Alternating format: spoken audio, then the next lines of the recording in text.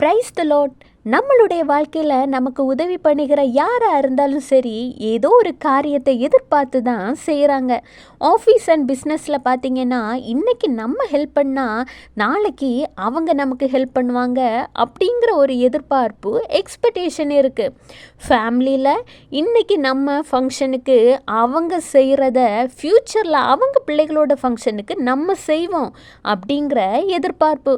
இது எது வரைக்கும் போகுதுன்னா, ஸ்கூலில் சின்ன சின்ன குழந்தைகள் கூட, நான் இன்றைக்கி உனக்கு சாக்லேட் தந்தேன் இல்லையா, நாளைக்கு நீ எனக்கு தரணும் அப்படிங்கிறாங்க. உண்மைதானே?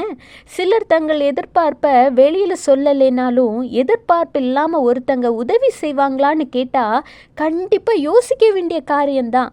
உங்களுடைய பணம், பொருள்னு எந்த எதிர்பார்ப்புமே இல்லாமல் உங்கள் அன்பை மட்டும் எதிர்பார்க்கிற, உண்மையான அன்பையும் பாசத்தையும் தருகிற ஒரே தேவன் ஆண்டவராகிய இயேசு கிறிஸ்து தாங்க.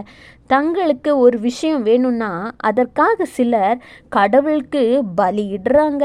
எத்தனையோ பேர் தங்கம், வெள்ளி, பணம்னு என்னென்னமோ கொண்டு போய் குவிக்கிறாங்க. தங்களின் ஆசீர்வாதத்தை எல்லாம் செலவிடுறாங்க. நம்மளை படைத்த தேவன் நம்ம கிட்ட இருந்து எதையும் வாங்கணும்னு எதிர்பார்க்க மாட்டாங்க. நமக்கு எல்லாவற்றையும் கொடுத்து நம்மளை சந்தோஷமாக சமாதானமாக வைத்து ஆசீர்வதிக்கணும் தான் ஆசைப்படுவாங்க. எல்லாத்துக்கும் மேலே பரிசுத்தமாக எப்படி வாழணும், பிறரை உன்னை போல எப்படி நேசிக்கணும், எப்படி வெட்டு கொடுத்து போகணுன்னு நல்வழிகளை தான் கற்றுத்தருவாங்க. ஆண்டவராகிய இயேசு கிறிஸ்து இன்றைக்கு உங்களோடு என்ன பேச போகிறார்னு கேட்குறீங்களா? ஓசியா 6:6, பலியை அல்ல இரக்கத்தையும் தகன பலிகளை பார்க்கிலும் தேவனை அறிகிற அறிவையும் விரும்புகிறேன். எந்த எதிர்பார்ப்பும் இல்லாத ஒரே தேவன் ஆண்டவராகிய இயேசு கிறிஸ்துங்க. அவர் பலியை விரும்பலை, இரக்கத்தையும் பாசத்தையும் அன்பையும் விரும்புகிறார்.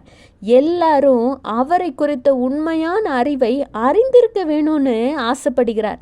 ஏன்னா உங்கள் மீதுள்ள அன்பின் நிமித்தம் உங்களுக்காக தாங்க அவர் சிலுவையில் பலியானார். சிந்தித்து பாருங்க. Have a blessed day. Jesus bless you.